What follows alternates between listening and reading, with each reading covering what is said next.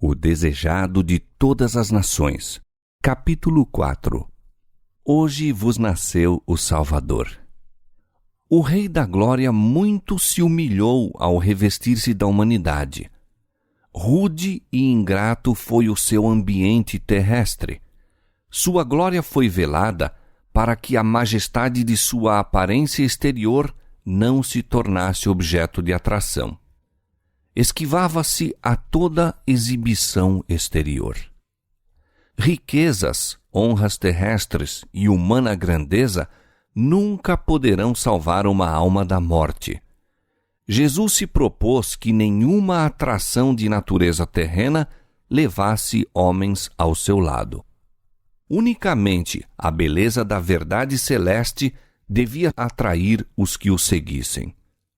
O caráter do Messias fora desde há muito predito na profecia e era seu desejo que os homens o aceitassem em razão do testemunho da palavra de Deus.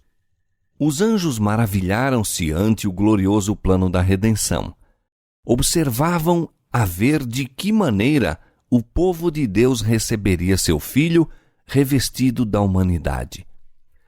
Anjos foram à terra do povo escolhido. Outras nações estavam embebidas com fábulas e adorando falsos deuses. À terra onde se revelara a glória de Deus e brilhara a luz da profecia foram os anjos. Dirigiram-se invisíveis a Jerusalém, aos designados expositores dos sagrados oráculos e ministros da casa de Deus. Já a Zacarias, enquanto ministrava perante o altar, fora anunciada a proximidade da vinda de Cristo. Já nascido estava o precursor, havendo sua missão sido atestada por milagres e profecias. As novas de seu nascimento e o maravilhoso significado de sua missão tinham sido amplamente divulgados. Todavia, Jerusalém não se estava preparando para receber o Redentor. Com pasmo viram os mensageiros celestiais a indiferença do povo a quem Deus chamara para comunicar ao mundo a luz da sagrada verdade. A nação judaica fora conservada como testemunho de que Cristo havia de nascer da semente de Abraão e da linhagem de Davi. No entanto, não sabiam que sua vinda se achava agora às portas. No templo, o sacrifício matutino e vespertino apontava diariamente ao Cordeiro de Deus. Entretanto, nem mesmo ali havia qualquer preparação para o receber. Os sacerdotes e doutores da nação ignoravam que o maior acontecimento dos séculos estava prestes a ocorrer. Proferiam suas orações destituídas de sentido e realizavam os ritos do culto para serem vistos pelos homens, mas em sua luta por riquezas e honras mundanas, não estavam preparados para a revelação do Messias. A mesma indiferença penetrava a terra de Israel. Corações egoístas e absorvidos pelo mundo ficavam impassíveis ante o júbilo que comovia o céu. Apenas alguns estavam ansiando contemplar o invisível. A esses foi enviada a embaixada do céu. Anjos assistiam José e Maria enquanto jornadeavam de seu lar em Nazaré à cidade de Davi. O decreto de Roma imperial acerca do alistamento dos povos de seu vasto domínio estendera-se aos habitantes das montanhas da Galiléia. Como outrora Ciro fora chamado ao trono do império do mundo a fim de libertar os cativos do Senhor, assim César Augusto se tornara o instrumento para a realização do desígnio de Deus em levar a mãe de Jesus a Belém. Ela é da linhagem de Davi, e o filho de Davi deve nascer na sua cidade. De Belém dissera o profeta: de ti é que me há de sair aquele que há de reinar em Israel, e cuja geração é desde o princípio, desde os dias da eternidade. Miqueias capítulo 5, verso 2. Mas na cidade de sua real linhagem, José e Maria não são reconhecidos nem honrados. Fatigados e sem lar, atravessavam toda a extensão da estreita rua, da porta da cidade ao extremo oriental desta, buscando em vão um lugar de pousada para a noite. Não há lugar para eles na apinhada hospedaria. Num rústico rancho em que se abrigam os animais, encontraram afinal refúgio e ali nasce o Redentor do mundo. Os homens não o sabem, mas as novas enchem o céu de regozijo. Com mais profundo e mais terno interesse, os santos seres do mundo da luz são atraídos para a terra. Todo o mundo se ilumina à presença do Redentor. Sobre as colinas de Belém, acha-se reunida inumerável multidão de anjos. Esperam o sinal para declarar as alegres novas ao mundo. Houvessem os guias de Israel sido fiéis ao depósito que se lhes confiara e teriam partilhado da alegria de anunciar o nascimento de Jesus. Mas assim foram passados por alto. Deus declara: derramarei águas sobre o sedento e rios sobre a terra seca.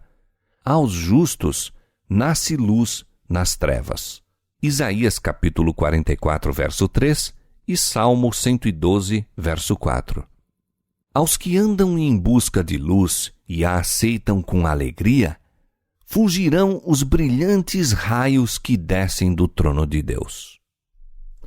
Nos campos em que o jovem Davi guardara seus rebanhos, havia ainda pastores vigiando durante a noite. Nas horas caladas, conversavam entre si acerca do prometido Salvador e oravam pela vinda do rei ao trono de Davi. E eis que o anjo do Senhor veio sobre eles, e a glória do Senhor os cercou de resplandor, e tiveram grande temor.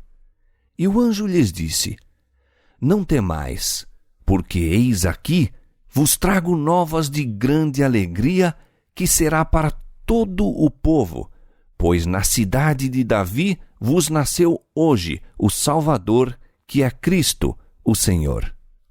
A essas palavras, visões de glória encheram a mente dos pastores que as escutavam.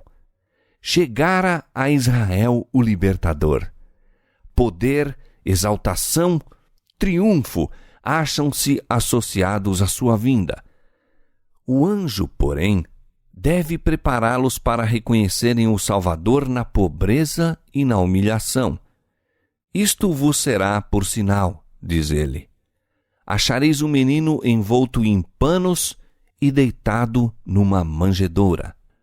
O celestial mensageiro acalmara-lhes os temores.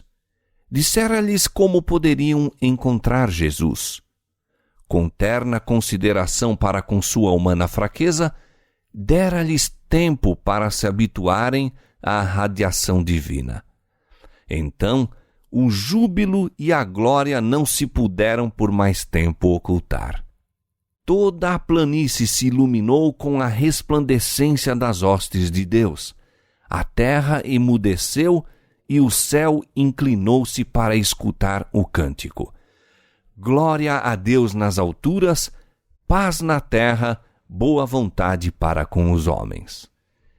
Quem dera que a família humana pudesse hoje reconhecer este cântico. A declaração então feita, a nota vibrada então, avolumar-se-á até ao fim do tempo e ressoará até aos extremos da terra. Quando se erguer o sol da justiça, trazendo salvação sob suas asas, esse cântico há de ecoar pela voz de uma grande multidão, como a voz de muitas águas, dizendo: Aleluia, pois já o Senhor Deus Todo-Poderoso reina. Apocalipse capítulo 19, verso 6. Ao desaparecerem os anjos, dissipou-se a luz e mais uma vez cobriram as sombras da noite as colinas de Belém. A mais gloriosa cena que olhos humanos já contemplaram permaneceu, no entanto, na memória dos pastores. E depois que os anjos se retiraram deles para o céu, os pastores diziam entre si: Vamos até Belém e vejamos o que é que lá sucedeu e o que é que o Senhor nos manifestou. E foram com grande pressa, e encontraram Maria e José e o menino deitado na manjedoura. Partindo com grande alegria, divulgaram as coisas que tinham visto e ouvido. E todos os que o ouviram se maravilharam do que os pastores lhes diziam. Mas Maria guardou todas estas coisas, conferindo-as em seu coração. E voltaram os pastores, glorificando e louvando a Deus. Não se acham o céu e a terra mais distanciados hoje do que ao tempo em que os pastores ouviram o cântico dos anjos. A humanidade é hoje objeto da solicitude celeste da mesma maneira que o era quando homens comuns, ocupando posições ordinárias, se encontravam à luz do dia com anjos e falavam com os mensageiros nas vinhas e nos campos. Enquanto nos movemos em nossos afazeres comuns, podemos ter bem perto o céu. Anjos das cortes no alto assistirão os passos dos que vão e vêm às ordens de Deus. A história de Belém é inexaurível. Nela se acham ocultas as profundidades das riquezas, tanto da sabedoria como da ciência de Deus. Romanos capítulo 11, verso 33. Maravilhamo-nos do sacrifício do Salvador em permutar o trono do céu pela manjedoura e a companhia dos anjos que o adoravam pela dos animais da estrebaria. O orgulho e presunção humanos ficam repreendidos em sua presença. Todavia, esse passo não era senão o princípio de sua maravilhosa condescendência. Teria sido uma quase infinita humilhação para o Filho de Deus revestir-se da natureza humana, mesmo quando Adão permanecia em seu estado de inocência no Éden. Mas Jesus aceitou a humanidade quando a raça havia sido enfraquecida por 4.000 anos de pecado. Como qualquer filho de Adão, aceitou os resultados da operação da grande lei da hereditariedade. O que estes resultados foram, manifesta-se na história de seus ancestrais terrestres. Veio com essa hereditariedade para partilhar de nossas dores e tentações e dar-nos o exemplo de uma vida impecável. Satanás aborrecera a Cristo no céu por causa de sua posição nas cortes de Deus. Mas o aborreceu ainda quando sentiu ele próprio destronado. Odiou aquele que se empenhou em redimir uma raça de pecadores. Não obstante, ao mundo em que Satanás pretendia domínio, permitiu Deus que viesse seu filho, impotente criancinha, sujeito à fraqueza da humanidade. Permitiu que enfrentasse os perigos da vida em comum com toda a alma humana, combatesse o combate como qualquer filho da humanidade o tem de fazer, com risco de fracasso e ruína eterna. O coração do pai humano compadece-se do filho. Olha a fisionomia do pequenino e treme ante a ideia dos perigos da vida. Anela proteger seu querido do poder de Satanás, guardá-lo da tentação e do conflito. Para enfrentar mais acerbo conflito e mais terrível risco, Deus deu seu Filho unigênito para que a vereda da vida fosse assegurada aos nossos pequeninos. Nisto está o amor. Maravilhai-vos, ó céus, e assombrai-vos, ó terra.